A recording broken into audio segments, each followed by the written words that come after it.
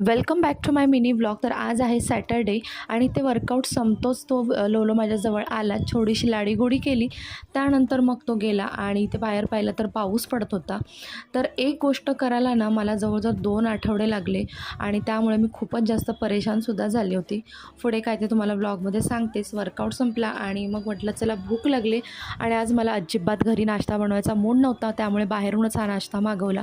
भरपेट नाश्ता केला, त्यानंतर बाकीची घरातली कामं आवरली आणि म्हटलं स्वयंपाकात सिंपलच बनवावं आणि सिंपल बनवता इतक्या साऱ्या गोष्टी बनवल्या. तर काय झालं ना की जवळजवळ आठवडा दीड आठवडा झाला गणपती बाप्पांना जाऊन, तरीसुद्धा ना माझी ही गणपती बाप्पाच्या दिवसांमधले वापरलेली जी कपड्याची पिशवी होती ती तशीच भरून होती, कारण आमच्याकडे ना पाणी काही व्यवस्थित येत नव्हतं. त्यामुळे इतके सारे कपडे ना जमा झाले होते आणि हेच कपडे धुवायला मला जवळजवळ 2 आठवडे लागले.